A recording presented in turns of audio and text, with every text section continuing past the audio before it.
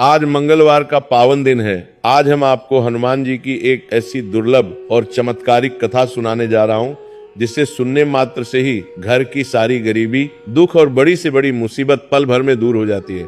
ये कथा सिर्फ एक कहानी नहीं बल्कि कलयुग में हनुमान जी की शक्ति का साक्षात प्रमाण है। अगर आप अपने जीवन में परेशान हैं तो बस सच्चे मन से इस कथा को अंत तक सुनिए, आपकी सारी चिंताएं मिट सी जाएंगी। तो चलिए जय श्री राम का नाम लेकर इस पवित्र कथा को शुरू करते हैं। बहुत पुरानी बात है। भारतवर्ष के एक छोटे से गांव में एक ब्राह्मण रहता था। उसका नाम था पंडित दीनदयाल। दीनदयाल स्वभाव से बहुत ही सरल और शांत व्यक्ति था। वह भगवान राम और हनुमान जी का परम भक्त था। उसके मुख पर हर समय राम नाम का जप चलता रहता था। उसके घर की हालत बहुत खराब थी। कहने को तो वो एक ब्राह्मण था, लेकिन उसकी गरीबी ने उसे तोड़ कर रख दिया था। उसके घर में पत्नी थी जिसका नाम सुशीला था और 2 छोटे बच्चे थे। दीनदयाल के पास न तो खेती के लिए जमीन थी और ना ही व्यापार के लिए धन। वह केवल भिक्षा मांगकर और पूजा पाठ करके अपने परिवार का पेट पालने की कोशिश करता था। लेकिन कलयुग के प्रभाव के कारण गांव के लोग भी अब धर्म कर्म से दूर हो रहे थे, इसलिए उसे बहुत कम दक्षिणा मिल पाती थी। दीनदयाल का घर गांव के बिल्कुल आखिरी छोर पर बना हुआ था। वह घर भी कच्ची मिट्टी का था और उसकी छत जगह जगह से टूटी हुई थी। बारिश के दिनों में तो पूरी झोपड़ी में पानी टपकता रहता था। लेकिन इतनी गरीबी होने के बाद भी दीनदयाल का नियम था कि वह रोज सुबह 4:00 बजे उठता, नदी पर जाकर स्नान करता और फिर गांव के बाहर बने पुराने हनुमान मंदिर में जाकर पूजा करता था। वो मंदिर बहुत पुराना था और वीरान जगह पर था, इसलिए वहां ज्यादा लोग नहीं आते थे। दीनदयाल वहां घंटों बैठकर हनुमान चालीसा का पाठ करता और हनुमान जी की मूर्ति को बड़े प्यार से साफ करता। उसे विश्वास था कि एक न एक दिन उसके बजरंगबली उसकी सुनेंगे और उसके दुख दूर करेंगे। एक बार की बात है, गर्मियों के दिन थे और सूखा पड़ा हुआ था। गांव में अकाल जैसी स्थिति बन गई थी। लोगों के पास खुद खाने को नहीं था तो वे भिक्षा में क्या देते। दीनदयाल कई दिनों से खाली हाथ घर लौट रहा था। घर में अनाज का एक दाना भी नहीं बचा था। उसके बच्चे भूख से बिलख रहे थे। उसकी पत्नी सुशीला, जो बहुत ही समझदार महिला थी, अब उसकी हिम्मत भी जवाब देने लगी थी। उसने अपनी साड़ी के पल्लू से बच्चों के आंसू पोंछे और बहुत ही दबी हुई आवाज में अपने पति से कहा, स्वामी आज तो 3रा दिन हो गया है, बच्चे भूख से तड़प रहे हैं, मुझे इनका दुख देखा नहीं जाता। क्या आपके हनुमान जी को हमारी पीड़ा दिखाई नहीं देती? हम तो दिन रात उनकी सेवा करते हैं, फिर ये परीक्षा क्यों? दीनदयाल की आंखों में भी आंसू आ गए। उसने अपनी पत्नी को ढांढस बंधाते हुए कहा, सुशीला धीरज रखो, प्रभु राम और हनुमान जी अपने भक्तों को कभी भूखा नहीं सोने देते। ये शायद हमारी परीक्षा की घड़ी है। मुझे विश्वास है कि आज कुछ ना कुछ इंतजाम जरूर हो जाएगा। मैं अभी गांव में जाता हूँ, शायद किसी यजमान के यहाँ से कुछ मिल जाए। इतना कहकर दीनदयाल ने अपना पुराना सा गमछा कंधे पर रखा और भारी कदमों से घर से निकल पड़ा। धूप बहुत तेज थी। उसके पैर नंगे थे और जमीन तप रही थी। भूख और कमजोरी के कारण उसे चक्कर आ रहे थे, लेकिन बच्चों का चेहरा याद करके वह चलता रहा। वह चलते चलते गांव के सबसे अमीर सेठ, जिसका नाम करोड़ीमल था, उसके घर पहुंचा। करोड़ीमल बहुत ही कंजूस और घमंडी आदमी था। वो ब्याज पर पैसे देता था और गरीबों का खून चूसता था। दीनदयाल ने सोचा कि शायद सेठ जी के यहाँ कोई पूजा पाठ का काम मिल जाए या वे थोड़ा अनाज उधार दे दें। उसने डरते डरते सेठ के दरवाजे पर दस्तक दी। अंदर से सेठ का मुनीम बाहर आया और उसने दीनदयाल को ऊपर से नीचे तक देखा। दीनदयाल के कपड़े फटे हुए थे और चेहरा मुरझाया हुआ था। मुनीम ने कड़े स्वर में पूछा, क्या काम है? पंडित सुबह सुबह यहाँ क्यों आ गए? दीनदयाल ने हाथ जोड़कर कहा, मुनीम जी मैं बहुत मुसीबत में हूँ। घर में 3 दिन से चूल्हा नहीं जला है, बच्चे भूख से रो रहे हैं। अगर सेठ जी थोड़ा सा अनाज उधार दे देते तो मैं उनका जीवन भर आभारी रहता। जैसे ही स्थिति सुधरेगी मैं एक एक पाई चुका दूंगा या उसके बदले आपके यहाँ कम कर दूंगा।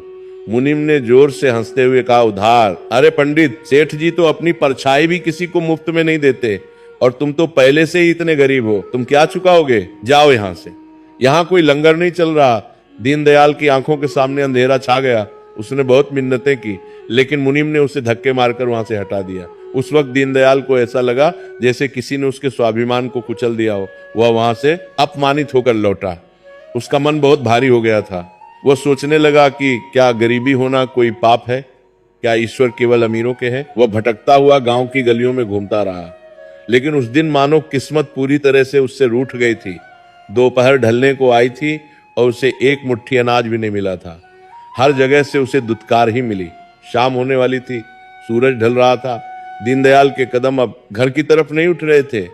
वो सोच रहा था कि मैं किस मुंह से घर जाऊं, सुशीला को क्या जवाब दूंगा, बच्चों को क्या खिलाऊंगा, पानी पिलाकर कब तक उन्हें जिंदा रखूंगा। उसके मन में बुरे बुरे विचार आने लगे। उसे लगा कि ऐसा जीवन जीने से तो मर जाना बेहतर है। वो अपने घर जाने के बजाय उस पुराने हनुमान मंदिर की तरफ चल पड़ा जो गांव के बाहर जंगल के पास था। उस समय उसका मन बहुत ही क्रोध और दुख से भरा हुआ था। आज उसका विश्वास डगमगा रहा था। वह मंदिर के पास पहुंचा और सीढ़ियों पर बैठ गया। मंदिर बिल्कुल सुनसान था। शाम का अंधेरा घिरने लगा था। झिंगुरों की आवाजें आने लगी थी। दीनदयाल ने मंदिर के अंदर झांक कर देखा। हनुमान जी की विशाल सिंदूरी मूर्ति के सामने एक छोटा सा दिया जल रहा था, जो शायद सुबह उसी ने जलाया था और अब वो बुझने की कगार पर था। उसे टिमटिमाते हुए दिए को देखकर दीनदयाल का सब्र का बांध टूट गया। वो मूर्ति के सामने जाकर खड़ा हो गया और जोर जोर से रोने लगा। उसने चीखते हुए कहा, हे केसरी नंदन, हे संकट मोचन, दुनिया तुम्हें दुख भंजन कहती है, लेकिन क्या तुम्हें मेरे दुख दिखाई नहीं देते? मैं बरसों से तुम्हारी चौखट पर माथा रगड़ता रहा हूं। मैंने कभी किसी का बुरा नहीं किया, फिर मुझे और मेरे मासूम बच्चों को यह सजा क्यों मिल रही है? उसकी आवाज काली मंदिर में गूंजने लगी। वह इतना रोया कि रोते रोते उसकी हिचकियां बंद गई। वह वही मूर्ति के चरणों में गिर पड़ा। उसे लगा कि आज अगर हनुमान जी ने उसकी पुकार नहीं सुनी तो वह इसी मंदिर में अपने प्राण त्याग देगा। वह जमीन पर पड़ा हुआ था, तभी उसे बाहर से कुछ आहट सुनाई दी। रात का समय था और यह जगह वीरान थी। ऐसे समय में यहाँ कौन आ सकता है? दीनदयाल ने डर और आश्चर्य के साथ अपना सर उठाया। उसने देखा कि मंदिर के दरवाजे पर एक बहुत ही बूढ़ा और कमजोर सा साधु खड़ा था। उस साधु के कपड़े मैले थे, बाल बिखरे हुए थे और उसके हाथ में एक लकड़ी का कमंडल था। वह साधु धीरे धीरे चलते हुए अंदर आया। उसकी आंखों में एक अजीब सी चमक थी जो अंधेरे में भी दिखाई दे रही थी। साधु ने दीनदयाल को जमीन पर पड़ा देखा तो वह मुस्कुराया और बहुत ही भारी आवाज में बोला, क्यों बेटा, किस बात से इतना निराश है? जीवन तो सुख दुख का मेला है। आज दुख है तो कल सुख भी आएगा। इतना रोने से क्या होगा? दीनदयाल ने उस साधु को देखा। उसे लगा कि ये कोई साधारण भिखारी होगा जो शायद रात बिताने यहाँ आया है। दीनदयाल ने अपने आंसू पोंछे और कहा, बाबा, आप मेरे दुख को नहीं समझ पाएंगे। जिसके बच्चे भूख से मर रहे, उसे ज्ञान की बातें अच्छी नहीं लगती। मैं तो यहाँ अपनी किस्मत का फैसला करने आया हूँ। साधु ने हंसते हुए कहा, किस्मत का फैसला? अरे पगले, किस्मत का फैसला तो ऊपर वाला करता है, और तू हनुमान जी के सामने बैठकर भी अगर निराश है तो फिर तेरी भक्ति में ही कोई कमी होगी। ये बात सुनकर दीनदयाल को थोड़ा गुस्सा आ गया। उसने कहा, मेरी भक्ति में कोई कमी नहीं है बाबा। मैंने अपना पूरा जीवन इनको सौंप दिया, लेकिन बदले में मुझे क्या मिला? सिर्फ अपमान और भूख। साधु ने अपनी झोली से कुछ निकाला और दीनदयाल की ओर बढ़ाया। वह एक सूखा हुआ फल था। साधु ने कहा, ले, पहले इसे खा ले। भूखे पेट भजन नहीं होता और ना ही बात होती है। इसे खा, फिर मैं तुझे एक ऐसी कथा और उपाय बताऊंगा जिससे तेरे जीवन का हर संकट कट जाएगा। दीनदयाल ने उस फल को देखा। उसे बहुत भूख लगी थी। उसने बिना कुछ सोचे उस फल को ले लिया। जैसे ही उसने उस फल का एक टुकड़ा खाया, उसे लगा जैसे उसके शरीर में नई ऊर्जा आ गई हो। उसका मन एकदम शांत होने लगा। जो घबराहट और बेचैनी थी वो गायब होने लगी। उसने आश्चर्य से उस साधु की ओर देखा। वो साधु अब सामान्य नहीं लग रहा था। दीनदयाल ने हाथ जोड़कर पूछा, बाबा, आप कौन है और ये फल कैसा था? मेरी सारी थकान और भूख मिट गई। साधु ने रहस्यमय मुस्कान के साथ कहा, मैं कौन हूं ये जानना जरूरी नहीं है। जरूरी यह है कि तू अब वह सुन जो मैं तुझे बताने आया हूं। मैं तुझे हनुमान जी की वह गुप्त साधना और कथा सुनाने जा रहा हूं जो कलयुग में साक्षात कल्प वृक्ष के समान है। दीनदयाल ने उसे साधु के चरणों में अपना सिर रख दिया और कहा, बाबा, मैं तैयार हूं।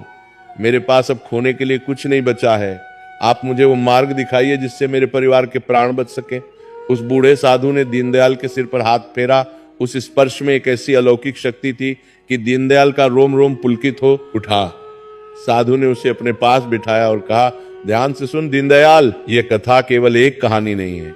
ये हनुमान जी की कृपा का वह गुप्त द्वार है जो सैकड़ों वर्षों में किसी एक भाग्यशाली को ही मिलता है। जो भी व्यक्ति मंगलवार के दिन पूरी श्रद्धा से इस कथा को सुनता है, उसके जीवन से दरिद्रता ऐसे गायब हो जाती है जैसे सूर्य के निकलने पर अंधकार गायब हो जाता है। साधु ने अपनी आंखें मूंद ली और कथा शुरू की। बहुत समय पहले की बात है, विदर्भ देश में कुंदनपुर नाम का एक बहुत ही सुंदर नगर हुआ करता था। वह नगर धन धान से परिपूर्ण था। वहां के राजा और प्रजा दोनों ही बहुत सुखी थे। उसी नगर में एक ब्राह्मण रहता था जिसका नाम था केशव दत्तो। केशव दत्त वेदों का जाता था और बहुत ही कर्मकांडी ब्राह्मण था, लेकिन विद्वान होने के बावजूद वो बहुत गरीब था। उसके घर में उसकी पत्नी सुमति रहती थी। सुमति बहुत ही धार्मिक और पतिव्रता स्त्री थी, लेकिन गरीबी के कारण वो अक्सर दुखी रहती थी। वे दोनों पति पत्नी संतान सुख से भी वंचित थे। एक तो गरीबी और ऊपर से कोई औलाद नहीं, इस बात ने उनके जीवन को नीरस बना दिया था। केशव दत्त रोज सुबह उठकर जंगल जाता, लकड़ियां काटता और उन्हें बाजार में बेचकर जो कुछ भी पैसा मिलता उससे अपना और अपनी पत्नी का पेट भरता था। लेकिन वो जितना भी कमाता वो कभी पूरा नहीं पड़ता था। कभी आटा होता तो नमक नहीं और कभी नमक होता तो तेल नहीं। ऐसी विकट परिस्थिति में भी केशव दत्त ने कभी अपना धर्म नहीं छोड़ा। वह हर मंगलवार को हनुमान जी का व्रत रखता था। वह पूरा दिन निराहार रहता और शाम को हनुमान जी को भोग लगाकर ही भोजन ग्रहण करता था। एक दिन की बात है, केशव दत्त काम की तलाश में दूसरे गांव जाने के लिए निकला। जाते समय उसने अपनी पत्नी सुमति से कहा, हे सुमति, आज मंगलवार है, मेरा व्रत है। मैं काम के सिलसिले में पास के गांव जा रहा हूं और शाम तक लौट आऊंगा। तुम घर में हनुमान जी की पूजा की तैयारी करके रखना और रोटियां बनाकर रखना। जब मैं आऊंगा तो हम साथ में भोग लगाकर भोजन करेंगे। सुमति ने सिर हिलाया और कहा, आप चिंता न करें स्वामी, मैं सब तैयारी करके रखूंगी। केशव दत्त चला गया। सुमति घर के कामों में लग गई। उस दिन घर में थोड़ा सा आटा बचा हुआ था। उसने सोचा कि शाम को पूजा के लिए चूरमा बनाऊंगी और रोटियां बनाऊंगी। लेकिन जैसे जैसे दिन चढ़ने लगा, सुमति की तबीयत अचानक बिगड़ने लगी। उसे तेज बुखार आ गया और शरीर टूटने लगा। वो इतनी कमजोर हो गई कि उठकर खड़ी भी नहीं हो पा रही थी। उसने मन ही मन हनुमान जी से प्रार्थना की, हे प्रभु, ये कैसी परीक्षा है। आज मेरे पति का व्रत है और मेरे शरीर में इतनी भी शक्ति नहीं है कि मैं उनके लिए भजन बना सकूं। दोपहर होते होते सुमति की हालत और खराब हो गई। वह बिस्तर पर पड़ी रही। शाम होने वाली थी, लेकिन वो भोजन नहीं बना सकी। तभी दरवाजे पर केशव दत्त की आवाज आई। वो थका हारा काम से लौटा था। उसे बहुत जोरों की भूख लगी थी, क्योंकि वह सुबह से भूखा था। उसने अंदर आकर देखा तो चूल्हा ठंडा पड़ा था और सुमति बिस्तर पर लेटी हुई थी। केशव दत्त को यह देखकर बहुत क्रोध आया। भूख और थकान के कारण उसका विवेक मर गया था। उसने बिना कुछ सोचे समझे सुमति पर चिल्लाना शुरू कर दिया, अरे भगवान, मैंने तुझसे कहा था कि आज मेरा व्रत है, भोजन तैयार रखना। तूने अभी तक चूल्हा भी नहीं जलाया। क्या तुझे मेरे व्रत की कोई चिंता नहीं है? सुमति ने कांपते हुए हाथ जोड़े और बोली, स्वामी, मुझे क्षमा कर दीजिए। आज अचानक मुझे तेज बुखार आ गया, जिसके कारण मैं उठ भी नहीं पाई। मेरा शरीर मेरा साथ नहीं दे रहा था। लेकिन केशव दत्त का गुस्सा शांत नहीं हुआ। उसने क्रोध में आकर कहा, बहाने मत बना, तू आलसी हो गई है। आज तूने मेरा व्रत खंडित करवा दिया। अब मैं इस घर में जल भी ग्रहण नहीं करूंगा। इतना कहकर केशव दत्त गुस्से में घर से बाहर निकल गया। वो सीधा गांव के बाहर बने हनुमान मंदिर की तरफ चल पड़ा। उसका मन बहुत अशांत था। वो मंदिर पहुंचा और हनुमान जी की मूर्ति के सामने बैठकर रोने लगा। उसने कहा, प्रभु, मैं आपकी इतनी सेवा करता हूं, फिर भी मेरे जीवन में सुख क्यों नहीं है? आज मुझे भूखा रहना पड़ा। क्या यही मेरी भक्ति का फल है? वह रात भर वही मंदिर में पड़ा रहा। उधर घर में सुमति को बहुत पश्चाताप हो रहा था। उसने सोचा कि मेरी वजह से मेरे पति को भूखा रहना पड़ा। उसने संकल्प लिया कि जब तक मेरे पति भोजन नहीं कर लेते, तब तक मैं भी अन्न का एक दाना नहीं खाऊंगी और ना ही दावा लूंगी। वो बीमार हालत में ही जमीन पर लेट गई और हनुमान जी का नाम जपने लगी। पूरी रात वह जय हनुमान का जप करती रही। अगले दिन सुबह केशव दत्त का गुस्सा थोड़ा शांत हुआ तो वो घर लौटा। उसने देखा कि सुमति जमीन पर बेहोश पड़ी है। उसका शरीर बुखार से तप रहा था। केशव दत्त को अपनी गलती का एहसास हुआ। वह दौड़कर वैद्य को बुला लाया। वैद्य ने नब्ज देखी और कहा कि इनकी हालत बहुत नाजुक है। अगर इन्होंने कुछ खाया नहीं तो इनके प्राण भी जा सकते हैं। केशव दत्त ने सुमति को होश में लाने की कोशिश की और उसे थोड़ा दूध पिलाना चाहा, लेकिन सुमति ने होश में आते ही मुंह फेर लिया। उसने कमजोर आवाज में कहा, स्वामी, आपने कल व्रत नहीं खोला था। जब तक आप हनुमान जी को भोग लगाकर भोजन नहीं करेंगे, मैं भी कुछ नहीं खाऊंगी। केशव दत्त ने उसे बहुत समझाया कि मैं भोजन कर लूंगा, तुम दवा और दूध ले लो। लेकिन सुमति अपनी जिद पर अड़ी रही। देखते ही देखते 2 दिन बीत गए। केशव दत्त ने कुछ खाया और ना ही सुमति ने। दोनों की हालत मरने जैसी हो गई। तीसरे दिन मंगलवार था। सुमति का शरीर अब जवाब दे चुका था। वह लगभग मृत्यु के करीब थी। केशव दत्त उसके पास बैठा रो रहा था। तभी अचानक उनके घर के आंगन में एक बहुत तेज प्रकाश हुआ। वह प्रकाश इतना तेज था कि केशव दत्त की आंखें चुंधिया गईं। जब प्रकाश थोड़ा कम हुआ तो उन्होंने देखा कि उनके सामने एक दिव्य बालक खड़ा है। उस बालक के चेहरे पर सूर्य जैसा तेज था और उसने लाल रंग के वस्त्र पहन रखे थे। उसके हाथों में एक गदा थी। केशव दत्त और सुमति उस बालक को देखकर हैरान रह गए। उस बालक ने मुस्कुराते हुए कहा, माता सुमति, उठो, तुम्हारी भक्ति और निष्ठा से मैं बहुत प्रसन्न हूं। तुमने अपने पति के धर्म की रक्षा के लिए अपने प्राणों की भी चिंता नहीं की। मांगो, क्या वरदान मांगती हो? सुमति को विश्वास ही नहीं हो रहा था कि साक्षात हनुमान जी बालक के रूप में उसके सामने खड़े हैं। वह लड़खड़ाते हुए उठी और उसे बालक के चरणों में गिर पड़ी। उसने रोते हुए कहा, हे प्रभु, अगर आप सचमुच मुझ पर प्रसन्न हैं तो मेरे पति के जीवन के सारे कष्ट हर लीजिए, इनकी गरीबी दूर कर दीजिए और हमें भक्ति का दान दीजिए। बालक रूपी हनुमान जी ने कहा, तथास्तु, लेकिन इसके लिए तुम्हें एक विशेष व्रत और कथा का पालन करना होगा। जो भी व्यक्ति लगातार 21 मंगलवार तक इस विधि से व्रत रखेगा और आज जो कथा मैं तुम्हें सुनाने जा रहा हूं उसका पाठ करेगा या सुनेगा, उसके घर में कभी दरिद्रता नहीं रहेगी। उसे धन, वैभव, संतान और सुख की प्राप्ति होगी। केशव दत्त ने हाथ जोड़कर पूछा, प्रभु, वह कथा कौन सी है और वह विधि क्या है? कृपा करके हमें बताइए, हम उसका पालन अवश्य करेंगे। तब हनुमान जी ने कहा, ध्यान से सुनो केशव, ये कथा बहुत ही चमत्कारी है। एक समय की बात है, अवंतिका नगरी में एक बहुत ही धनवान सेठ रहता था। इतना कहकर वह बूढ़ा साधु रुका।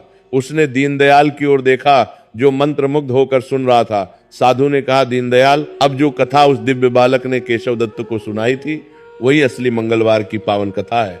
यह कथा के अंदर एक और कथा है जो जीवन को बदल देती है। क्या तुम उस परम रहस्यमय कथा को सुनने के लिए तैयार हो? क्योंकि अब जो मैं सुनाऊंगा उसमें ही तुम्हारी गरीबी का तोड़ छिपा है। दीनदयाल ने उत्सुकता से कहा, जी बाबा, मैं एक एक शब्द सुनने के लिए व्याकुल हूं, आप रुकिए मत। मुझे बताइए कि उस बालक ने अवंतिका नगरी के सेठ की कौन सी कथा सुनाई? साधु ने अपनी बात को आगे बढ़ाते हुए कहा, दीनदयाल, उस दिव्य बालक ने केशव दत्त को जो कथा सुनाई उसे बहुत ध्यान से सुना, क्योंकि यही वो मूल मंत्र है जिससे सोई हुई किस्मत जाग जाती है। बालक रूपी हनुमान जी ने केशव दत्त से कहा, हे केशव, अवंतिका नगरी में इस सेठ का नाम धनपाल था। वह कुबेर के समान धनवान था। उसके पास 7 पीढ़ियों तक बैठकर खाने के लिए दौलत थी। उसके घर के दरवाजे पर हाथी और घोड़े बंधे रहते थे। नौकर चाकरों की कोई कमी नहीं थी। लेकिन इतना सब कुछ होने के बाद भी उस सेठ और उसकी पत्नी के चेहरे पर कभी मुस्कान नहीं देखी गई। कारण केवल एक था, उनकी कोई संतान नहीं थी। वे दोनों पति पत्नी रोज रात को यही सोचकर रोते थे कि हमारे मरने के बाद इस अपार संपत्ति का वारिस कौन होगा, हमारा नाम लेने वाला कौन होगा। सेठ धनपाल बहुत ही धर्म कर्म करने वाला व्यक्ति था। उसने नगर में कई धर्मशालाएं बनवाई थी, कुएं खुदवाए थे, गरीबों को भोजन कराता था। लेकिन उसके मन की शांति खो चुकी थी। उसकी पत्नी, जिसका नाम मालती था, वह भी बहुत दुखी रहती थी। पड़ोसी और रिश्तेदार अक्सर ताने मारते थे कि यह सब धन किस काम का जब इसे भोगने वाला ही कोई नहीं है। बांझ होने का ताना मालती के दिल को छलनी कर देता था। एक दिन मालती बहुत उदास बैठी थी। तभी उसके घर एक वृद्ध सन्यासी भिक्षा मांगने आए। मालती ने बहुत ही आदर सत्कार के साथ उन्हें भोजन कराया और दक्षिणा दी। सन्यासी ने मालती के चेहरे पर छाई उदासी को पढ़ लिया। उन्होंने पूछा, बेटी, तुम इतनी संपन्न होकर भी इतनी दुखी क्यों हो? तुम्हारी आंखों में ये कैसा सूनापन है? मालती ने रोते हुए सन्यासी के चरणों में सिर रख दिया और अपनी सारी व्यथा कह सुनाई। उसने कहा, महाराज, मेरे घर में सब कुछ है, बस एक किलकारी की कमी है। मुझे लगता है कि भगवान ने मेरी किस्मत में संतान सुख लिखा ही नहीं है। सन्यासी ने मुस्कुराते हुए कहा, बेटी, निराश मत हो। इस दुनिया में ऐसा कोई संकट नहीं है जिसे संकट मोचन हनुमान दूर न कर सके। तुम्हारी समस्या का समाधान केवल हनुमान जी ही कर सकते हैं। मालती ने उत्सुकता से पूछा, महाराज, मुझे क्या करना होगा? आप जो कहेंगे मैं वो करूंगी, चाहे मुझे अपने प्राण ही क्यों ना देने पड़े। सन्यासी ने कहा, प्राण नहीं देने बेटी, बस पूर्ण श्रद्धा और विश्वास रखना है तुम्हें और तुम्हारे पति को। लगातार 21 मंगलवार तक हनुमान जी का व्रत रखना होगा। लेकिन ये साधारण व्रत नहीं है, इसकी एक विशेष विधि है जिसे बहुत कम लोग जानते हैं। अगर तुम उस विधि से पूजा करोगी तो पत्थर में भी फूल खिल सकते हैं। मालती ने हाथ जोड़कर वो विधि पूछी। सन्यासी ने बताया, सुनो, आने वाले मंगलवार से तुम दोनों पति पत्नी ब्रह्म मुहूर्त में उठना, नदी या कुएं के जल से स्नान करना और लाल रंग के वस्त्र धारण करना। घर के ईशान कोण में यानी पूर्व और उत्तर दिशा के कोने में एक चौकी लगाना और उस पर लाल कपड़ा बिछाना। वहां हनुमान जी की मूर्ति या चित्र स्थापित करना। पूजा में केवल लाल फूलों का ही प्रयोग करना और प्रसाद के रूप में गुड़ और चने का भोग लगाना। सबसे जरूरी बात यह है कि जब तुम पूजा करो तो मन में कोई भी छल कपट या किसी के प्रति बुरा भाव नहीं होना चाहिए।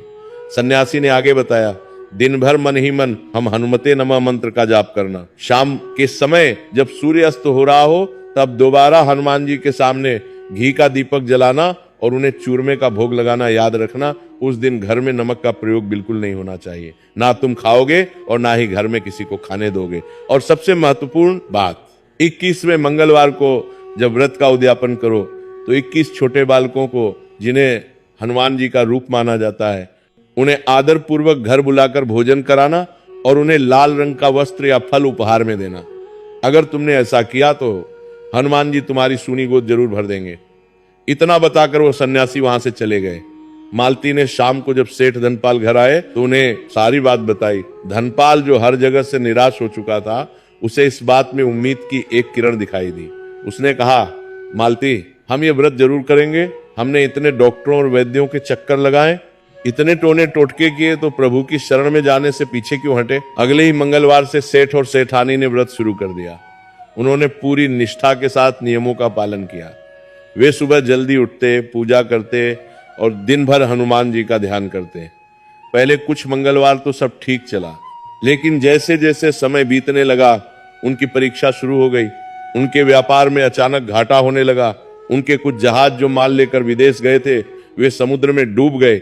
लेनदार घर पर आकर तकादा करने लगे। पड़ोसियों ने कहना शुरू कर दिया, देखो, जब से इन्होंने यह नया ढोंग शुरू किया है, इनकी रही सही लक्ष्मी भी जा रही है। ये पूजा इनको फलीभूत नहीं हो रही है। इन्हें ये सब बंद कर देना चाहिए। रिश्तेदारों ने भी समझाया कि धनपाल, तुम बीमार पड़ जाओगे, बिना नमक का खाना खाकर शरीर सूख जाएगा। व्यापार पर ध्यान दो, पूजा पाठ से औलाद नहीं मिलती। लेकिन धनपाल और मालती का विश्वास हिमालय की तरह अटल था। धनपाल ने अपनी पत्नी से कहा, मालती, ये सब हमारी परीक्षा है। हनुमान जी देख रहे हैं कि हम सुख में तो उनका नाम लेते हैं, लेकिन क्या दुख में भी हम उनके साथ खड़े रह सकते हैं? चाहे मेरी सारी दौलत चली जाए, मैं 21 मंगलवार का संकल्प नहीं तोड़ूंगा। देखते ही देखते 20 मंगलवार बीत गए।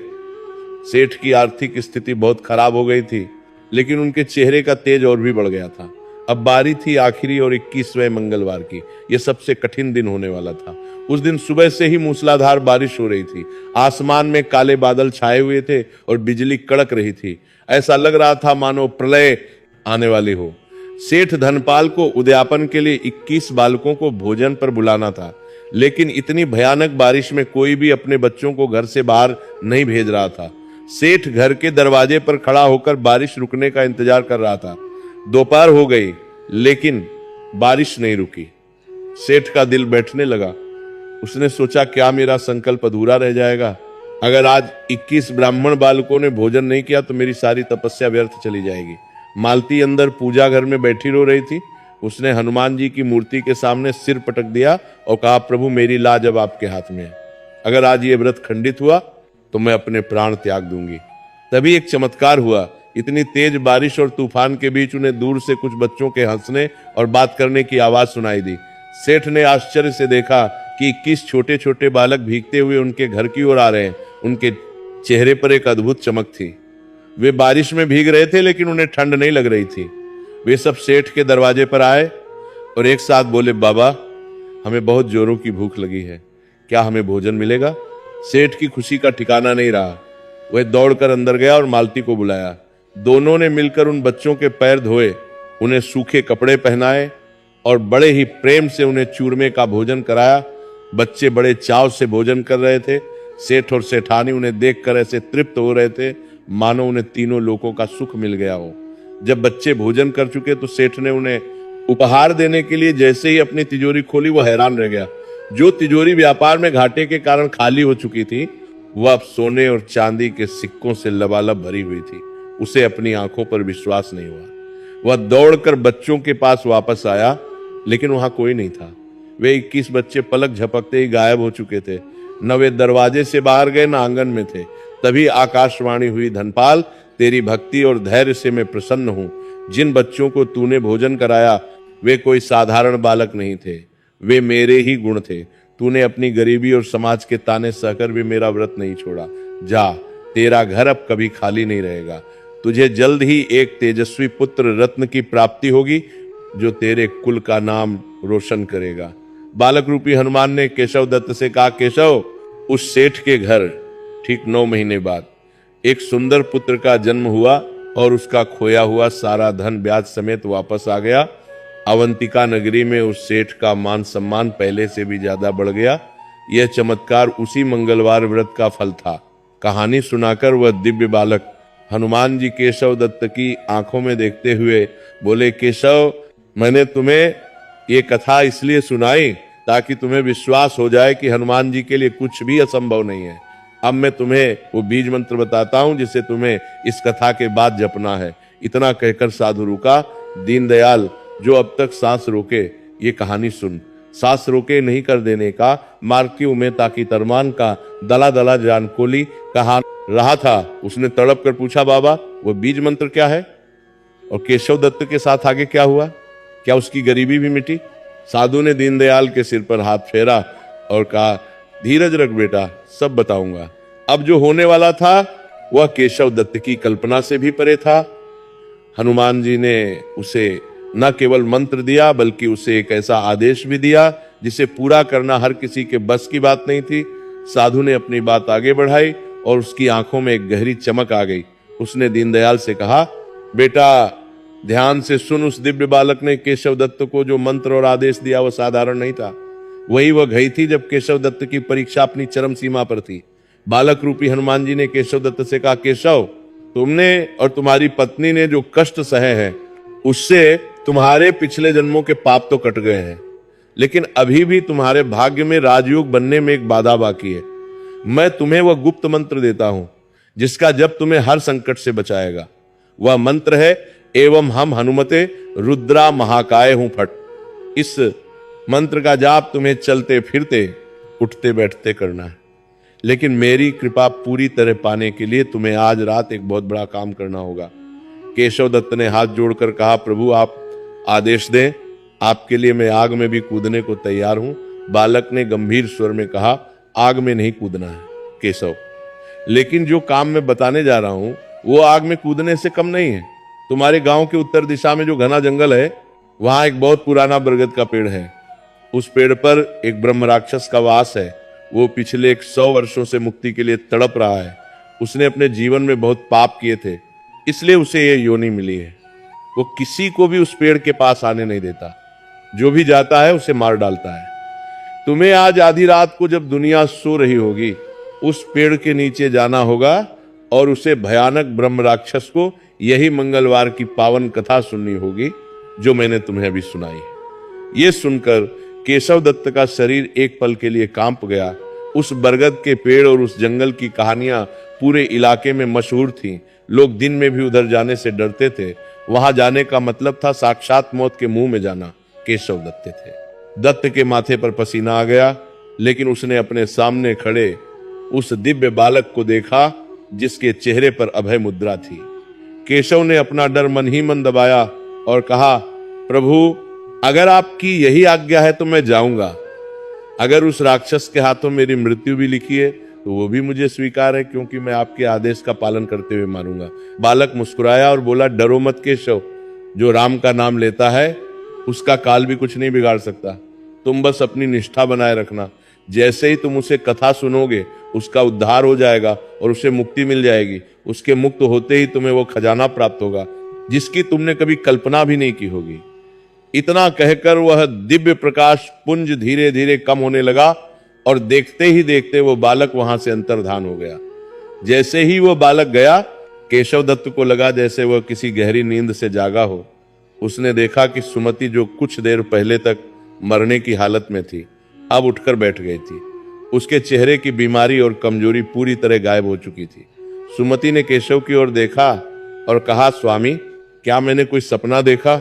मुझे ऐसा लगा जैसे साक्षात बजरंगबली हमारे घर आए थे। और देखिए, मुझे अब बिल्कुल भूख या कमजोरी महसूस नहीं हो रही। मेरा शरीर एकदम स्वस्थ हो गया है। केशव दत्त की आंखों में खुशी के आंसू आ गए। उसने सुमति को गले लगा लिया और कहा, सुमति, वो सपना नहीं था, वो हकीकत थी। हमारे दुख के दिन अब खत्म होने वाले हैं। हनुमान जी ने हमारी पुकार सुन ली है। केशव ने सुमति को सारी बात बताई कि कैसे उसे आज रात उस भयानक जंगल में जाकर ब्रह्म राक्षस को कथा सुननी है। सुमति पहले तो ये सुनकर डर गई। उसने कहा, स्वामी, वह जगह बहुत खतरनाक है। लोग कहते हैं वहां से कोई जिंदा वापस नहीं आता। हमें धन नहीं चाहिए, हम रूखी सूखी खाकर रह लेंगे, लेकिन मैं आपको वहां नहीं जाने दूंगी। केशव दत्त ने सुमति को समझाया, पगली, ये केवल धन की बात नहीं है, ये प्रभु की आज्ञा है। अगर हनुमान जी ने मुझे वहां भेजा है तो मेरी रक्षा भी वही करेंगे। और सोचो, अगर मेरे जरिए किसी दुखी आत्मा को मुक्ति मिल जाए तो इससे बड़ा पुण्य क्या होगा। काफी समझाने के बाद सुमति मान गई। उसने केशव दत्त के लिए रक्षा सूत्र तैयार किया और हनुमान जी के चरणों का सिंदूर उसके माथे पर लगाया। रात गिरने लगी थी। अमावस्या की काली रात थी। आसमान में तारे भी नहीं दिखाई दे रहे थे। पूरा गांव गहरी नींद में सूत रो चुका था। सन्नाटा इतना था कि हवा चलने की आवाज भी डरावनी लग रही थी। केशव दत्त ने अपने हाथ में एक मशाल ली, कंधे पर हनुमान चालीसा की पोथी रखी और जय श्री राम का नाम लेकर घर से निकल पड़ा। गांव से बाहर निकलते ही जंगल शुरू हो गया।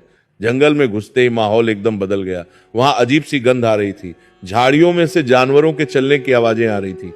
उल्लुओं का रोना और सियारों की हुआ हुआ मन में भय पैदा कर रही थी। केशव दत्त का दिल जोर जोर से धड़क रहा था, लेकिन उसके होठों पर हनुमान मंत्र का जप चल रहा था। वह जैसे जैसे आगे बढ़ रहा था, रास्ता और भी संकरा और डरावना होता जा रहा था। कांटेदार झाड़ियां उसके कपड़ों में उलझ रही थी, मानो उसे रोक रही हो। हवा के झोंके ऐसे चल रहे थे जैसे कोई उसके कान में फुसफुसा रहा हो, वापस लौट जा, यहां मौत तेरा इंतजार कर रही है। लेकिन केशव रुका नहीं, वो चलता गया। आखिरकार वो उस जगह पहुंच गया जहां वह विशाल और डरावना बरगद का पेड़ खड़ा था। वह पेड़ इतना विशाल था कि उसकी जटाएं जमीन को छू रही थी और अंधेरे में वे जटाएं सांपों की तरह लटकती हुई दिखाई दे रही थी। पेड़ के नीचे घुप अंधेरा था। केशव दत्त ने पेड़ से कुछ दूरी पर अपनी मशाल जमीन में गाड़ दी और हाथ जोड़कर खड़ा हो गया। उसने ऊंची आवाज में कहा, हे आत्मा, तुम जो कोई भी हो, मैं तुम्हें मुक्ति का मार्ग दिखाने आया हूं। मैं हनुमान जी का दूत बनकर आया हूं और तुम्हें उनकी पावन कथा सुनाने आया हूं। मेरे सामने प्रकट हो। केशव की आवाज जंगल में गूंज गई। कुछ पल के लिए सन्नाटा छा गया। फिर अचानक पेड़ के ऊपर से पत्तों के खड़खड़ाने की बहुत तेज आवाज आई। हवा का एक जोरदार बौंडर उठा जिसने केशव की मशाल को लगभग बुझा ही दिया। पेड़ के ऊपर से दो लाल अंगारों जैसी आंखें चमकने लगी। एक भारी और डरावनी आवाज आई जिससे केशव के पैरों के नीचे की जमीन कांप गई। मूर्ख मानव, तूने यहां आकर अपनी मौत को दावत दी है। जानता नहीं, ये मेरा इलाका है, यहां परिंदा भी पर नहीं मरता। तू क्या मुझे कथा सुनाएगा? मैं तुझे अभी कच्चा चबा जाऊंगा। देखते ही देखते पेड़ से नीचे एक विशालकाय आकृति उतरी। वो ब्रह्म राक्षस था। उसका शरीर काले पहाड़ जैसा था। बाल बिखरे हुए थे, दांत बाहर निकले हुए थे और नाखून तलवार जैसे तेज थे। वो इतना भयानक था कि किसी साधारण इंसान का तो उसे देखकर ही दिल फट जाए। केशव दत्त के पैर कांप रहे थे, लेकिन उसने अपनी आंखें बंद की और मन ही मन हनुमान जी का ध्यान किया। उसे वह दिव्य बालक याद आया जिसने कहा था, मैं तुम्हारे साथ हूं। केशव ने हिम्मत जुटाई और कांपती हुई आवाज में, नहीं बल्कि पूरे विश्वास के साथ कहा, हे ब्रह्म राक्षस, मैं तुमसे डरने नहीं आया हूं, मैं तो तुम्हारा भला करने आया हूं। तुम बरसों से इस पेड़ पर लटक कर दुख भोग रहे हो। क्या तुम मुक्ति नहीं चाहते? क्या तुम फिर से पवित्र होकर ईश्वर के चरणों में नहीं जाना चाहते? राक्षस एक पल के लिए ठिठक गया। मुक्ति उसने अट्टहास किया, मेरे पाप इतने हैं कि मुझे नरक में भी जगह नहीं मिलेगी। तुम मुझे क्या मुक्ति दिलाएगी? केशव ने कहा, हनुमान जी की कथा में इतनी शक्ति है कि वह बड़े से बड़े पापी को भी तार देती है। बस एक बार शांति से बैठकर ये कथा सुन लो।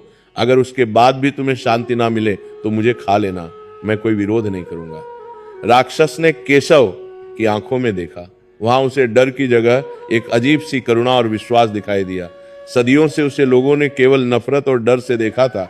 आज पहली बार कोई उसके सामने खड़ा होकर उसकी मुक्ति की बात कर रहा था। राक्षस का गुस्सा थोड़ा कम हुआ, वो वहीं जमीन पर बैठ गया और गुर्राते हुए बोला, ठीक है ब्राह्मण, सुना अपनी कथा, लेकिन याद रखना अगर तेरी कथा में दम नहीं हुआ तो सुबह का सूरज तू नहीं देख पाएगा।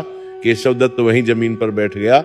उसने हनुमान जी का आवाहन किया और फिर वही कथा शुरू की जो उसने उस दिव्य बालक से सुनी थी। अवंतिका, नगरी के सेठ धनपाल और उसके 21 मंगलवार के व्रत की कथा। जंगल के उस डरावने सन्नाटे में केशव दत्त की आवाज गूंजने लगी। जैसे जैसे वो कथा सुना रहा था, वातावरण बदलने लगा। हवा की सरसराहट बंद हो गई। जंगल के जानवरों की आवाजें थम गई। ऐसा लग रहा था मानो पूरा जंगल उस कथा को सुनने के लिए शांत हो गया हो। वह भयानक राक्षस जो शुरू में गुस्से में बैठा था, धीरे धीरे शांत होने लगा।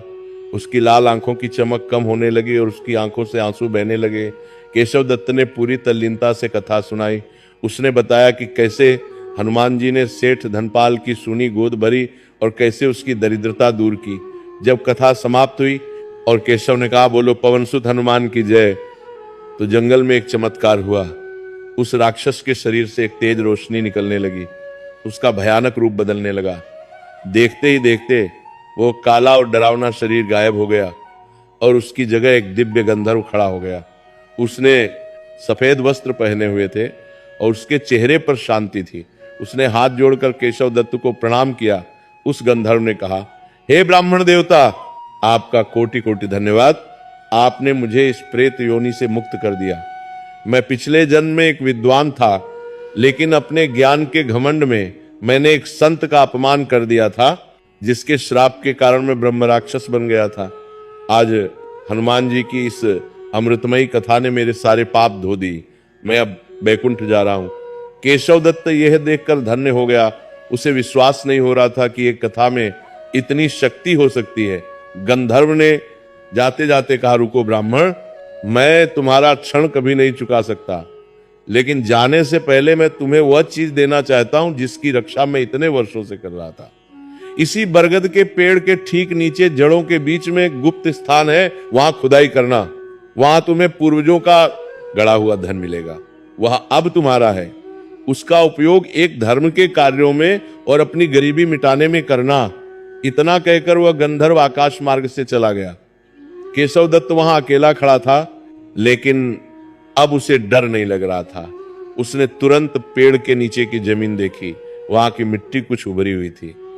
उसने पास पड़ा एक नुकीला पत्थर उठाया और खुदाई शुरू कर दी। साधु ने दीनदयाल की ओर देखा और अपनी आवाज धीमी करते हुए कहा, दीनदयाल, जानते हो केशव दत्त को वहां क्या मिला? जैसे ही उसने मिट्टी हटाई, उसे वहां एक पीतल का कलश मिला। जब उसने उस कलश का ढक्कन खोला तो उसकी आंखें फटी की फटी रह गई। वो कलश हीरों और मोहरों से भरा हुआ था। उसकी चमक से वो अंधेरा जंगल भी रोशन हो गया। दीनदयाल की सांसें तेज चल रही थी। वो कहानी में इतना खो गया था कि उसे अपने आसपास का भी होश नहीं था। साधु ने कहा, लेकिन दीनदयाल, कहानी अभी खत्म नहीं हुई। केशव दत्त को धन तो मिल गया, लेकिन असली परीक्षा तो अब शुरू होने वाली थी, क्योंकि धन आने के बाद इंसान का मन बदल जाता है। क्या केशव दत्त उस धन को पाकर बदल गया या उसके साथ कुछ और अनहोनी हुई? ये जानना तुम्हारे लिए बहुत जरूरी है। साधु ने गंभीर स्वर में कहा, दीनदयाल, केशव दत्त के सामने वह सोने और हीरों से भरा कलश रखा था। उसकी चमक इतनी तेज थी कि केशव की आंखें फटी रह गई। एक पल के लिए तो उसे विश्वास ही नहीं हुआ कि यह सब हकीकत है। उसने कांपते हाथों से उस कलश को उठाया। वह साधु ने कांपते के हाथों से उस कलश को उठाया। बहुत भारी था। उसने तुरंत अपना पुराना अंगोछा उतारा और उस कलश को अच्छी तरह से लपेट लिया ताकि किसी की नजर उस पर ना पड़े। उसने उसे बरगद के पेड़ और हनुमान जी को मन ही मन प्रणाम किया और तेजी से अपने गांव की ओर चल पड़ा। लौटते समय केशव के कदम जमीन पर नहीं पड़ रहे थे। उसका डर अब खत्म हो चुका था, लेकिन एक नया डर उसके मन में समा गया था।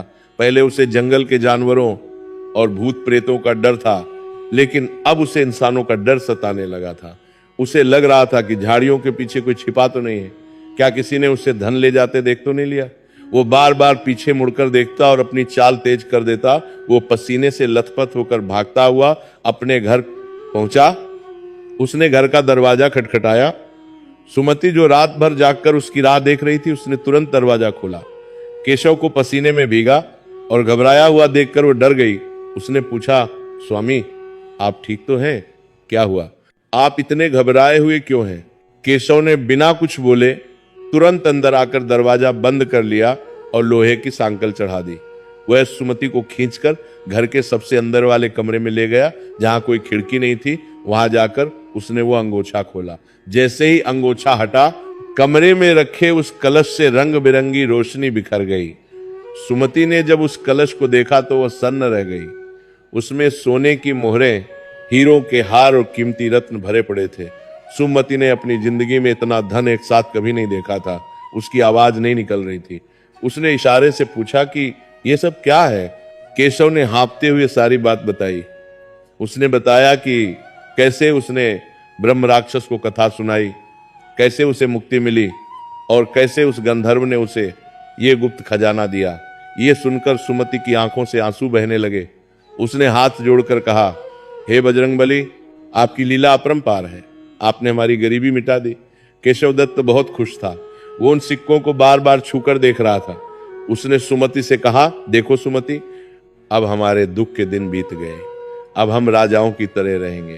तुम्हें अब दूसरों के घरों में झांकने की जरूरत नहीं पड़ेगी। मैं तुम्हारे लिए रेशमी साड़ियां लाऊंगा। हम बड़ा महल बनाएंगे। लेकिन सुमति जो बहुत ही सात्विक और समझदार थी, उसने केशव का हाथ पकड़ लिया और कहा, स्वामी धन तो आ गया, लेकिन मुझे डर लग रहा है। केशव ने हैरान होकर पूछा, डर किस बात का? डर पगली, अब तो डरने के दिन गए। सुमति ने कहा, स्वामी गरीबी में हम एक दूसरे के करीब थे और भगवान के करीब थे। कहीं ये धन हमें हनुमान जी से दूर न कर दे। गंधर्व ने कहा था कि इस धन का उपयोग धर्म के कार्यों में करना, हमें इसे बहुत सोच समझकर खर्च करना होगा। केशव ने हंसते हुए कहा, तुम चिंता मत करो, मैं सब संभाल लूंगा। अगले ही दिन से केशव दत्त के घर का नक्शा बदलने लगा। उसने शहर से बड़े बड़े कारीगर बुलवाए। उसकी टूटी फूटी झोपड़ी की जगह एक आलीशान हवेली बनने लगी। उसने अपने और सुमति के लिए महंगे कपड़े और जेवर खरीदे। घर में नौकर चाकर रख लिए गए। जिस घर में कल तक खाने के लाले पड़े थे, आज वहां पकवानों की खुशबू उड़ने लगी। गांव वाले ये बदलाव देखकर हैरान थे। जो लोग कल तक केशव को देखकर मुंह फेर लेते थे, अब वे उसके आगे पीछे घूमने लगे। पड़ोसी जो पहले ताने मारते थे, अब वे अपनी मीठी बातों से केशव को लुभाने लगे। अरे पंडित जी, हम तो पहले ही जानते थे कि आप पर भगवान की विशेष कृपा है। वे कहते। केशव को यह सब सुनकर बहुत अच्छा लगता। उसे अब अपनी तारीफ सुनने की आदत पड़ने लगी थी। शुरुआत में तो केशव ने हनुमान जी का नियम पालन किया। वह मंदिर भी जाता और दान भी करता। लेकिन जैसे जैसे समय बीतने लगा, केशव के व्यवहार में बदलाव आने लगा। धन का नशा धीरे धीरे उस पर चढ़ने लगा। अब वो सुबह देर तक सोता रहता। जब सुमति उसे पूजा के लिए उठाती तो वो कहता, अरे सुमति, आज बहुत कम है, व्यापार का हिसाब देखना है, सेठों से मिलने जाना है, पूजा तुम कर लो, मेरे बदले का भी कर लेना। जो केशव दत्त पहले 4:00 बजे उठकर ठंडे पानी से नहाता था, अब उसे गर्म पानी चाहिए होता था। जो केशव पहले घंटों हनुमान चालीसा पढ़ता था, अब उसके पास 2 मिनट हाथ जोड़ने का भी समय नहीं था। उसके घर के बाहर अब गरीबों और साधुओं की भीड़ लगी रहती थी, क्योंकि सबको पता चल गया था कि पंडित जी बहुत अमीर हो गए हैं। पहले केशव सबको कुछ न कुछ देता था, लेकिन अब उसे लगने लगा कि ये लोग केवल मेरा धन लूटने आते हैं। एक मंगलवार की बात है, केशव अपनी दुकान पर बैठा हिसाब किताब कर रहा था। तभी वहां एक बहुत ही बूढ़ा और गरीब भिखारी आया। उसके कपड़े चिथड़े थे और वो भूख से कांप रहा था। उसने केशव के आगे हाथ फैलाया और कहा, सेठ जी, 2 दिन से भूखा हूं, हनुमान जी के नाम पर कुछ दे दो। उस समय केशव का दिमाग किसी हिसाब में उलझा हुआ था। उसे उस भिखारी की आवाज सुनकर बहुत गुस्सा आया। वो अपनी गद्दी से उठा और चिल्लाया, अरे क्या तमाशा लगा रखा है, जब देखो कोई ना कोई मुंह उठाए चला आता है। क्या मैंने यहाँ खैरात बांटने के लिए दुकान खोली है? हनुमान जी का नाम लेकर तुम लोग कामचोर बन गए हो। भागो यहां से, नहीं तो धक्के मारकर बाहर निकाल दूंगा। भिखारी ने डरते हुए कहा, मालिक नाराज मत होइए, बस 1 रोटी दे दीजिए। लेकिन केशव ने उसकी एक ना सुनी। उसने अपने नौकरों को बुलाया और उस बूढ़े भिखारी को धक्के मारकर दुकान से बाहर निकलवा दिया। वो भिखारी गिरते गिरते बचा और उसने बहुत ही करुण दृष्टि से केशव की ओर देखा, फिर चुपचाप चला गया। जब केशव शाम को घर पहुंचा तो उसने देखा कि सुमति बहुत उदास बैठी है। उसने पूछा, क्या हुआ, तुम इतनी शांत क्यों हो? सुमति ने कहा, स्वामी, आज मैंने सुना कि आपने एक बूढ़े भिखारी को धक्के मारकर निकलवा दिया, क्या यह सच है? केशव ने चिढ़कर कहा, हाँ, तो क्या हुआ, वे सब ढोंगी होते हैं। अगर मैं सबको दान देता रहूंगा तो यह धन कितने दिन चलेगा? मुझे अपनी संपत्ति बचानी है सुमति, ताकि हमारे आने वाले बच्चे सुख से रह सकें। सुमति ने कहा, लेकिन स्वामी, यह धन हमें हनुमान जी ने ही दिया है, अगर हम इसे गरीबों में नहीं बांटेंगे तो यह धन श्राप बन जाएगा। याद है गंधर्व ने क्या कहा था? और वो भिखारी कहीं वो हमारी परीक्षा लेने तो नहीं आया था? केशव ने जोर से हंसते हुए कहा, तुम बहुत वहमी हो गई हो सुमति, हर भिखारी भगवान नहीं होता, तुम घर संभालो, व्यापार मुझे संभालने दो। केशव दत्त को यह नहीं पता था कि सुमति की बात सच थी। उसका घमंड और उसकी भक्ति पर भारी पड़ने लगा था। वह भूल गया था कि जो हनुमान जी दे सकते हैं वो ले भी सकते हैं। कुछ दिन और बीते, केशव दत्त अब नगर का सबसे बड़ा सेठ बन गया था। उसे राजा के दरबार में भी बुलाया जाने लगा था। एक दिन राजा ने केशव को अपने महल में आमंत्रित किया। केशव बहुत खुश था। उसने अपने सबसे कीमती हीरे जड़े वस्त्र पहने और राजा से मिलने गया। वहां उसने देखा कि राजा बहुत चिंतित बैठे हैं। राजा ने केशव से कहा, पंडित जी, मैंने सुना है कि आप बहुत ज्ञानी और धनी हैं। मेरे राज्य पर एक बहुत बड़ा संकट आया है। पड़ोसी राज्य का राजा हम पर आक्रमण करने वाला है और हमारे पास युद्ध के लिए पर्याप्त धन नहीं है। मैं चाहता हूं कि आप राज्य की मदद करें। आप अपनी संपत्ति का कुछ हिस्सा राजकोष में दान दें। यह सुनकर केशव के पसीने छूट गए। उसे अपनी दौलत से इतना प्यार हो गया था कि उसका एक सिक्का भी देना उसे जान देने जैसा लगता था। उसने झूठ बोल दिया। उसने कहा, महाराज, लोग मेरी संपत्ति के बारे में झूठ बोलते हैं। मैं तो एक साधारण ब्राह्मण हूं। मेरे पास जो कुछ है वह तो मेरे व्यापार में लगा हुआ है। मेरे पास इतना नकद नहीं है कि मैं राज्य की मदद कर सकूं। राजा को केशव का झूठ पकड़ में आ गया, क्योंकि केशव के शरीर पर जो आभूषण थे वही उसकी संपत्ति की गवाही दे रहे थे। राजा को बहुत क्रोध आया, लेकिन उन्होंने उस समय कुछ नहीं कहा और केशव को जाने दिया। केशव घर लौटते हुए सोच रहा था कि उसने कितनी चतुराई से अपना धन बचा लिया, लेकिन उसे यह नहीं पता था कि उसने आज अपने लिए एक बहुत बड़ी मुसीबत खड़ी कर ली है। घर पहुंचकर वो चैन की नींद सो गया, लेकिन उसी रात उसके साथ वो घटना घटी जिसने उसकी जिंदगी को हिलाकर रख दिया। आधी रात का समय था। केशव और सुमति अपने आलीशान कमरे में सो रहे थे। तभी छत पर कुछ आहट हुई। केशव की नींद बहुत हल्की थी। वो तुरंत जाग गया। उसने सुना कि कोई छत से नीचे आंगन में कूद रहा है। एक नहीं बल्कि कई लोगों के कूदने की आवाजें आ रही थीं। केशव का दिल जोर से धड़कने लगा। वो समझ गया कि घर में चोर घुस आए हैं। उसने धीरे से सुमति को जगाया और मुंह पर हाथ रखकर चुप रहने का इशारा किया। उसने खिड़की की झाड़ी से झांक कर देखा। आंगन में 5-6 लोग खड़े थे। उनके हाथों में नंगी तलवारें थीं और उन्होंने अपने चेहरे काले कपड़े से ढक रखे थे। वे कोई साधारण चोर नहीं लग रहे थे। बापन देख सकतर, बापन दौर नहीं लग रहे थे। बहुत खूंखार डाकू लग रहे थे। केशव डर के मारे कांपने लगा। उसे अपनी जान की नहीं बल्कि अपनी तिजोरी की चिंता हो रही थी। उसने सोचा, अगर उन्होंने मेरी तिजोरी लूट ली तो मैं बर्बाद हो जाऊंगा। उसने इधर उधर देखा कि कोई हथियार मिल जाए, लेकिन वहां कुछ नहीं था। डाकू धीरे धीरे उसके कमरे की तरफ बढ़ रहे थे। तभी सुमति ने कांपते हुए कहा, स्वामी हनुमान जी को याद कीजिए, वही हमें बचा सकते हैं। लेकिन केशव के मुंह से मंत्र नहीं निकल रहा था। उसका मन इतना दुष्ट हो चुका था कि विपत्ति के समय उसे भगवान का नाम ही याद नहीं आ रहा था। वह बस अपनी दौलत के बारे में सोच रहा था। डाकुओं ने दरवाजे पर जोर से लात मारी। दरवाजा कमजोर नहीं था, लेकिन डाकुओं की ताकत के आगे वह चरमराने लगा। केशव ने चिल्लाने की कोशिश की, लेकिन डर के मारे उसकी आवाज गले में ही अटक गई। साधु ने एक पल रुककर दीनदयाल की आंखों में देखा और कहा, दीनदयाल, देख रहे हो, जब इंसान पर धन का नशा चढ़ता है तो वह कैसे अपनी रक्षा करने वाले भगवान को भूल जाता है।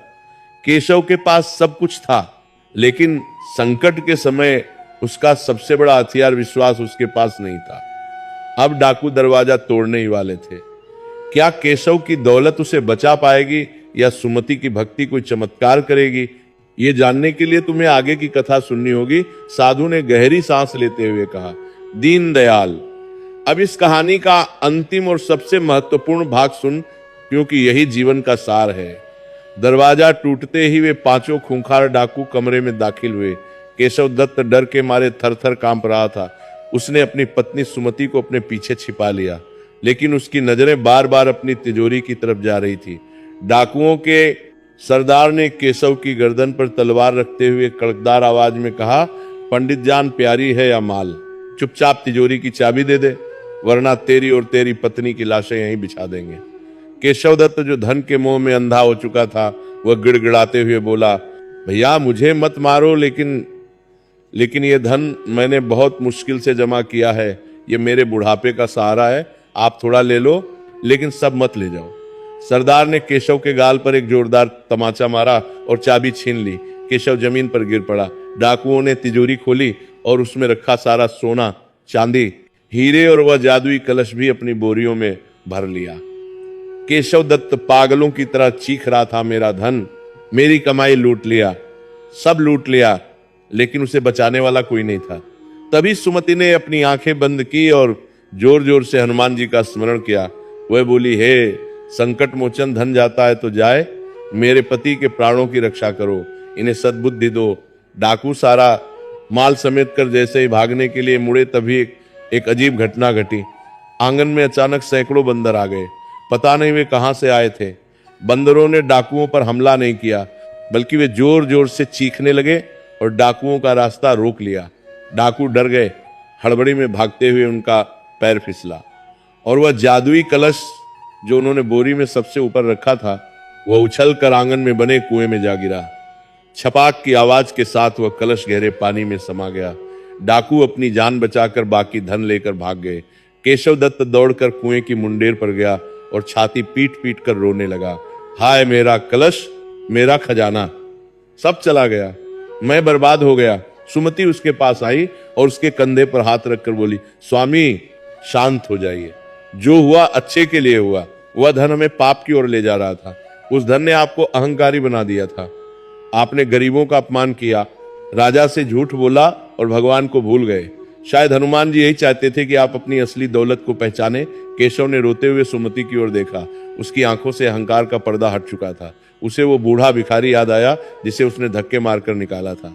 उसे अपनी गलती का एहसास हुआ। वह फूट फूट कर रोने लगा। सुमति, तुम सही कह रही हो, मैं धन के नशे में राक्षस बन गया था। मैंने अपने प्रभु को नाराज कर दिया। क्या अब हनुमान जी मुझे कभी माफ करेंगे? सुमति ने कहा, हनुमान जी बहुत दयालु हैं स्वामी। अगर हम सच्चे मन से प्रायश्चित करें तो वे अवश्य माफ करेंगे। हमारे पास अब धन नहीं है, लेकिन हमारे पास जीवन है और एक दूसरे का साथ है। चलिए फिर से शुरुआत करते हैं। अगली सुबह केशव और सुमति उसी पुराने हनुमान मंदिर में गए। केशव ने मूर्ति के चरणों में गिरकर माफी मांगी। उसने संकल्प लिया कि अब वह कभी लालच नहीं करेगा और मेहनत की कमाई ही खाएगा। कहते हैं कि हनुमान जी ने उन्हें माफ कर दिया। केशव ने फिर से मेहनत शुरू की। धीरे धीरे उनके घर में बरकत होने लगी। उनके पास अब बेशुमार दौलत तो नहीं थी, लेकिन इतना धन जरूर था कि वे सुख से खा सकें और दूसरों की मदद कर सकें। और सबसे बड़ी बात, कुछ समय बाद सुमति की गोद भी भर गई और उन्हें एक सुंदर पुत्र रत्न की प्राप्ति हुई। केशव समझ गया कि संतोष ही सबसे बड़ा धन है और भक्ति ही असली खजाना है। कथा समाप्त करके उस बूढ़े साधु ने दीनदयाल की आंखों में देखा। दीनदयाल की आंखों से आंसू बह रहे थे। साधु ने कहा, दीनदयाल, इस कथा का सार समझ आया। केशव दत्त को धन तब मिला जब उसने दूसरों ब्रह्म राक्षस का भला चाहा, और धन तब छिन गया जब वो स्वार्थी हो गया। तू क्यों रोता है कि तेरे पास धन नहीं है? तेरे पास तो राम नाम का हीरा है। जा घर जा, तेरी पत्नी और बच्चे तेरी राह देख रहे हैं। हनुमान जी ने तेरी परीक्षा ले ली है और तू उसमें पास हो गया है। दीनदयाल ने हाथ जोड़कर पूछा, बाबा आपने मेरी आंखें खोल दी, लेकिन मेरे बच्चों की भूख? जब दीनदयाल ने सिर उठाया तो उसने देखा कि वहां कोई साधु नहीं था। मंदिर एकदम खाली था। केवल हनुमान जी की मूर्ति मुस्कुरा रही थी और मूर्ति के चरणों में वहीं एक फूल रखा था जो साधु ने उसे दिया था। दीनदयाल समझ गया कि उसे कथा सुनाने वाला कोई साधारण साधु नहीं, बल्कि स्वयं साक्षात बजरंगबली थे। वह जय हनुमान के जयकारे लगाता हुआ उस फल को लेकर दौड़ता हुआ अपने घर पहुंचा। जैसे ही वह घर पहुंचा, उसने देखा कि उसका घर जो सुबह तक टूटा फूटा था, उसकी छत ठीक हो गई थी। घर के अंदर से भोजन की खुशबू आ रही थी। सुमति दौड़कर बाहर आई और बोली, स्वामी कहाँ रह गए थे आप? देखिए क्या चमत्कार हुआ है। गांव के जमींदार साहब आए थे। उन्होंने कहा कि उन्हें स्वप्न में हनुमान जी ने आदेश दिया है कि वे हमारे खेत में काम दें और मदद करें। वे अनाज की बोरियां और नकद दक्षिणा दे गए हैं। दीनदयाल ने आसमान की ओर देखा और हाथ जोड़ लिए। उसने अपनी पत्नी और बच्चों को गले लगाया और वह प्रसादी फल सबको खिलाया। उस दिन के बाद से दीनदयाल ने नियम बना लिया, वह हर मंगलवार को पूरे विधि विधान से हनुमान जी का व्रत रखता और शाम को गांव वालों को यही मंगलवार की पवन कथा सुनाता। धीरे धीरे उसके दिन फिर गए। उसकी गरीबी हमेशा के लिए मिट गई, लेकिन केशव दत्त की तरह उसने कभी घमंड नहीं किया। वह जीवन भर हनुमान जी का गुणगान करता रहा और अंत में बैकुंठ को प्राप्त हुआ। तो दोस्तों, ये थी मंगलवार की पावन और चमत्कारिक कथा। जो भी भक्त सच्चे मन से इस कथा को सुनता है या हुंकारा भरता है, हनुमान जी उसके जीवन के सारे कष्ट, रोग, दोष और गरीबी को जड़ से मिटा देते हैं। बस जरूरत है तो अटूट विश्वास और धैर्य की। बोलिए पवन सुत हनुमान की जय। सियावर रामचंद्र की जय। समाप्त।